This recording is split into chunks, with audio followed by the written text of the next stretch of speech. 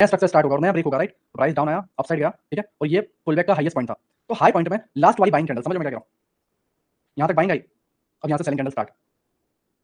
तो ये जो लास्ट बाइंग कैंडल है, राइट, ये हमारा ऑर्डर ब्लॉक होगा। मींस इन डाउन ट्रेंड, मैं क्या कह रहा हूँ समझो, in down trend last buying candle, ठीक है? और उसके नीचे एग्जैक्ट एफसीजी होना चाहिए। मगर आपको बताऊँ ना, इस तरीके से लेते, राइट?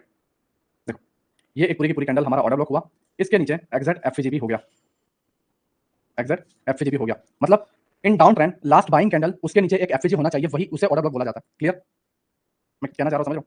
इम्बैलेंस हमने समझ लिया, ठीक है? बट ऑर्डर ब्लॉक क्या होता है? जहां से एक गिरावट आई है, उसमें लास्ट बाइंग कैंडल, हाई वाली कैंडल, ठीक है, जिसमें बड़ी बाइंग आई है, वो हमारा ऑर्डर ब्लॉक रहेगा, उसके नीचे एक एफसीजी रहेगा। Clear? Now clear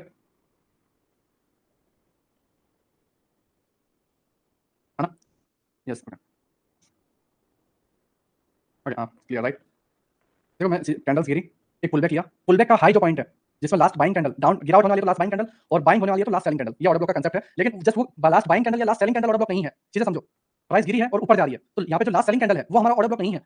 last selling candle पहला रूल है, लेकिन दूसरा रूल ये है कि उस सेलिंग कैंडल के ऊपर एग्जैक्ट एफसीजी भी होना चाहिए, और लास्ट बाइंग कैंडल के एग्जैक्ट नीचे एफसीजी भी होना चाहिए। अगर मान लो यहाँ पर एक एफसीजी नहीं होता, ये एफसीजी फेल हो गया होता इस तरीके से, राइट? एफसीजी नहीं होता तो हम इस वाले ऑर्डर ब्लॉक को शिफ्ट करके ये वाली कैंडल पे ले आते। क्यों? क्योंकि हमें ऊपर एफसीजी नहीं मिला, बट ये वाले ऑर्डर ब्लॉक के नीचे एग्जैक्ट एफसीजी भी है, तो ये वाली कैंडल, ये जो सेकंड कैंडल है, ये हमारा एग्जैक्ट ऑर्डर ब्लॉक है, ना कि ये। नो डाउट रूल यही कहता है कि लास्ट बाइंग कैंडल, बट इसके नीचे एफसीजी नहीं मिला तो हम ये वाली कैंडल पे शिफ्ट हो गए, क्योंकि सेकंड रूल ये कहता है कि ऑर्डर ब्लॉक के नीचे एफसीजी होना जरूरी है in down trend, and up trend में ऑर्डर ब्लॉक के ऊपर एफसीजी होना जरूरी है। क्लियर? Now clear?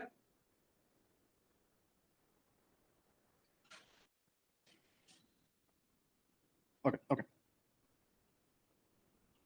देखो कल मैं स्ट्रक्चर मैपिंग डीपली, ठीक है, जिससे आपको ये सारी चीजें समझ में आए, structure mapping deeply, right, and endorsement एक अलग तरीके से, राइट, जितने भी क्राइटेरिया है उन सभी का डायग्राम मैं आपको समझा दूंगा, ठीक है? एक बार रिपीट, ओके, क्लियर, राइट? जो मैं आपको लाइव चार्ट में बताता हूँ ऑर्डर ब्लॉक क्या होता है, क्योंकि मुझे रिफाइंड ब्लॉक भी समझाना, टाइम चला जाएगा, राइट? इसलिए मैं आपको सही तरीके से बता देता हूँ।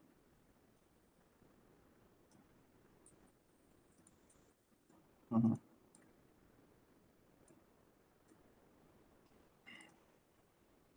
ओके,